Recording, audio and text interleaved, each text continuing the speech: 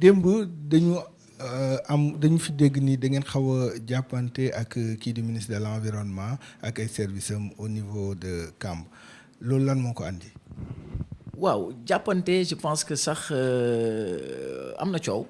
mais defe naa les gens ne sont pas venus aux mains donc amul xeex am na wax mais amul xeex parce que li xew mooy nit ki bu ñu la fekkee sa biir kër bëgg la néewal doole bëgg la jaay doole bëgg la wan loo xam ne vraiment donc du yoon bu fekkee am nga fulla am nga fayda am nga kilifteef ci sa biir kër di nga wane ne kat kër gi baat bi benn la te yow yaa ko yor. li am mooy en 2014 la nouvelle équipe bi ñëw fii ci commune bi muy une équipe dirigée par le maire Abdoulaye Pouy mais avant boobu cimetière u Kamb yi l'ancienne équipe dirigée par le président Mamadou Seck maire de Mbao commencé woon na tabax ko ba mu des benn façade boo xam ne c'est sur presque 300 mètres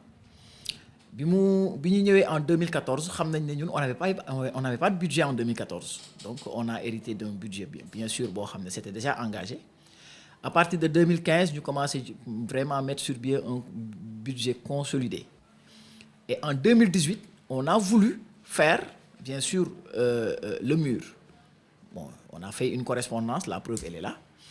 Et cette correspondance-là, donc, est restée, bien sûr, sans réponse. Bien que en 2018 aussi, tamit, def nañ yëgal mooy yëglu waa Eaux et Forêts jël nañ entrepreneur bi nga xam ne moom ci boppam moo gagné woon marché bi ak équipe am yóbbu leen ñu commencé liggéey briques yaag fer yëpp ñu teg ko fa ak matériel bi si war yëpp mais à notre grande surprise waa Eaux et Forêts ñëw jaay leen doole jàpp leen yóbbu leen gendarmerie ëlbatiku aussi tamit amende leen 500 000 maire intervenir ñu ne ko non da nga entrepreneur bi ak ñi ko doon liggéey dañoo dagg foofu benn reen mais ñuy fàttali ne ci texte yi armeel fu mu ne fu armeel nekk rek foofu nekkatul leneen lu dul armeel tey jii Mohamed soo jëloon sa kër nga abale ko wala nga joxe ko ba nit ñi suul fa néew rek kenn dootul wax kër Mohamed mais armeel la ñuy wax moo tax li coow li di bëri dañuy leeral askan bi ne leen ñu ngi wax ne ci forêt bi non armeel bu nekk ci booru forêt bi la parce que lépp loo xam ne mu ngi laale ci périmètre armeel yi rek nekkatul forêt mais armeel la. kon pour muy leer nekkul yéen duggoo leen ci forêt bi. dugguñu ci forêt bi mitoyenneté la mooy dëkkandoo forêt bi ak armeel bi mais dès lors que mu nekk forêt lay doon mais su ci armeel tegoo rek texte yi dafa ne armeel lañ koy considérer te armeel ay armeel communal la donc la responsabilité ki mu incombé mooy monsieur le maire bi ñu xëyee nag ñu gis ne le maire le ministre bi nga xam ne moom ci boppam moo yor responsabilité forêt bi jot na suñu correspondance le 24 avril ñu envoyé ko une correspondance le 25 le 26 le 27 le 28 le 29 30 mu def une descente foofu xam na ne maire pare na am na matériel xam na ne maire pare na effectif bi ko war a liggéey muy ay maçon disponible na xam na ne maire pare na entrepreneur bi gagné marché bi jox nañ ko xam na ne maire pare na tey ji nekk na dans les dispositions pour tabax mu bëgg ko jaxase ak askan bi jaxase askan bi mooy lan ñu xëy démb ak bërk démb ñu monter ay xale yu dëkk ci commune bi nga xam ne ñooñu sax laalew ñu ci politique ñu ne kat tey jii kat seen armeel yi dafa war a taxaw te man mii maa koy financer ñu dem ci loolu maire bind comme ni ko yoon maye li ñuy wax sommation mooy lépp lu xew ci biir territoire communal bi te keneen nit amu ci droit maire rappeler ko à l'ordre donc sommation boobu mu ngi fi ñu envoyé ko ñi nga xam ne ñoom ñoo ci waroon coow am yëf yi daal di tàbbi nag ci loxol buur muy ki nga xam ne mooy autorité territoriale bi muy préfet ak sous-préfet ak le commandant de brigade ñu demandé leen à ce que ñu arrêté travaux yooyu et bi ñu leen demandé à ce que ñu arrêté travaux yi ils ont fait savoir aussi tamit que le maire moom moo am gain de cause ci tabax bi nga xam ne moom mooy yelleefam ci biir population bi muy armeel yi nga xam ne ay armeel communal la. Est-ce que Ndiawar jàppoon ni fi situation bi toll fu dëkk bi toll yéen ñëpp ngeen bokk seen mouvance waroo leen woon jiital waxtaan ci lii yëpp. xam nga Mohamed waxtaan suy am day fekk nga jox ma sama cër ma delloo la sa cër waaye malheureusement le constat qui est là à Mbao mooy nit ki da ngay toog yow ci sa donkaasi gi nga jàpp ne yow man kat ab ministre de la république laa waaye maire bi fi nekk nii du maire boo xam ne war naa ko mën a nawloo parce que wax ji muy wax depuis le début jusqu'à présent ne c'est un maire par défaut donc wax jooju moo koy topp ba tey waaye moo tax tamit ñun tamit suñuy ndaw di wax ne le ministron donc nag ministron boobu ak maire par défaut boobu tant que mu ngi am ci biir commune bi nawlonte ak joxlante cër du am ñun on est des citoyens yu xam état yu respecté état yu xam lan mooy suñu yelleef xam lan mooy suñu àq ci population bi waaye nag ñu ne tey jii li nga xam ne moom moo fi nekk Mohamed mooy képp koo xam ne yaa ngi biir Mbao soo doon tabax pantere sax ci sa biir kër da ngay ñëw ci mairie Mbao ñu jox la autorisation rax ci dolli nag loo xam ne domaine la boo xam ne état moo ko jël jox ko maire muy lan cimetière maire rôle am mooy cimetière yi moo cay war a def lumière moo ko fa def maire cimetière mooy képp ku ñu fay suul moo fay bind kayit moo ko fa def mais rôle am mooy cimetière bu amee ndox moo ko fay jëlee inondation yi passé ñoom Omar Sarré ak ñoom Moussa Sarr ñoo indi seen ay moto pompe père Moussa conseil technique maire jëlee fa ndox mi donc nag tey jii su fekkee dañu war a boole suñu ay doole de grâce nous le ministre bi nga xam ne mooy le ministre Abdou Karim Sall entre Ndoyeen ba bënnu sant yàlla ngalawaay ñu ngi koy xaar nag ci marigot bi avancée de la mer bi nga xam ne moom mooy joytu Mbao ci diggante façade maritime bi entre Ndoyeen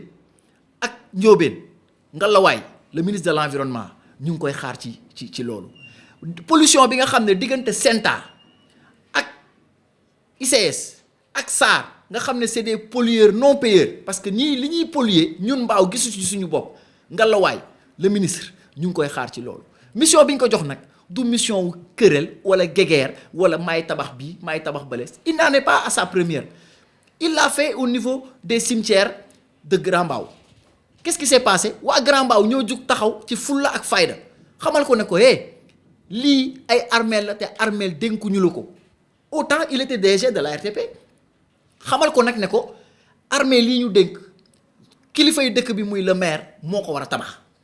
il l'a réitéré encore au niveau de Petit Mbao au niveau éducatif avec l'école de Petit Mbao ñëw ne dafay tabax mur les gens de Petit Mbao se sont levés pour lui dire que mur bi yow dénkuñu la école yi. mais Ndiawar Sow li nga may wax fii yëpp affaire politique la. mën naa la ne ñun suñu problème au niveau de Mbao. seen problème yéen la mairie de Mbao. suñu problème au niveau de la commune de Mbao mooy lépp loo xam ne nit mu ngi ko fiy def fii ci commune bi. soo ko jaaralewul ci yoon rek yaa ngi ci politique te jaaral ko ci yoon mooy nga aviser ak qui de droit te nag Mohamed ma lay leeral ne tey jii institution municipale bi nga xam ne structure yi ñun lañ ko dénk balaa nga fi yëkkati brique di ko may institution municipale pour mu nangu ko dafa am nag loo xam ne les textes l'ont encadré mooy lan une donation mooy da ngay bind correspondance adressé ko à l'administration de la mairie ne ko man kat Mohamed damaa bëgg defal lii askan bi jaarale ko ci mairie bi woote conseil municipal délibéré def acceptation de don Mohamed gars yi dañoo jàngul gis nga suma gars yi bu ñu jàngoon dinañ xam ne vraiment donc ay cuune lañ. mais dañoo jàngul mais le problème mooy votre gestion ak seen digganteeg Abdou Karim Sall da ngeen ko politiser loolu moo indi li yëpp. Mohamed mooy xam nga tey jii ñun ñëpp ñoo bokk yoon ba ñuy dem élection. gis nañ fa ñu jëlee résultat wu Mbao ci mouvance présidentielle gis nañ fi ñu ko indi ba ñuy dem législative même chose présidentielle même chose donc ñoo bokk yoon duñ ko bañ waaye nag ñuy wax ne tey jii lépp loo xam ne il y va de la responsabilité du maire de Mbao le maire et son staff et son conseil municipal du ñu nangu benn yoon ñu koy biaiser du ñu nangu benn yoon aussi tamit ñu ko ci xoqatal wala di ko ci di ko ci jaay doole imagine toi Mohamed pour revenir ak problème cimetière yi nga xam ne mooy lu tax a jóg mais imaginez un ministre de la République qui demande à ses éléments d'aller au niveau du mur bi nga xam ne mooy mur de clôture bi et que mu bañ a am un civil nañu ñu jël des agents yi nga xam ne c'est des agents des eaux et forêts pour ñu tabax mais un agent des eaux et forêts mais son rôle n'est pas de construire un mur un agent des eaux et forêts son rôle est encadré donc tey jii ci jaay doole boobu parce que il était directeur autant il pouvait pas il revient encore pour réitérer waaye ñun ñu xamal ko ne ko fii muus du fi naane ñeex le mur là c'est le maire Abdoulaye qui va le construire du fondement jusqu'à ce que le mur soit mis sur pied ñun ñoo koy tabax ci fondation bi ba mur bi taxaw parce que loolu la population bi bëgg te loolu lañ ciy def. ok Ndiawar Sow Sénégal 7 ñu ngi lay gërëm.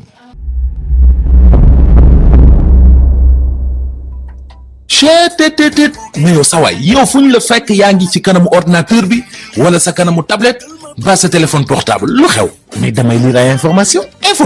waaw xoolal boo bëggee am ay information yu leer nañ et en temps réel duggal ci www.senegal7.com ay information yu wóor man de maa ngi application Sénégal 7 lépp lu xew dama koy jot ci sama téléphone ci tàng bi te nag application Sénégal 7 am ko yomb na da ngay dugg ci Play Store wala Apple Store nga télécharger ko rek xam li xew ci réew mi ak la xew ci bitim réew te nag dara du la ci umpu. Vous voulez des informations en temps réel? Cliquez sur www.senegal7.com. Sénégal 7, le roi de l'information en temps réel.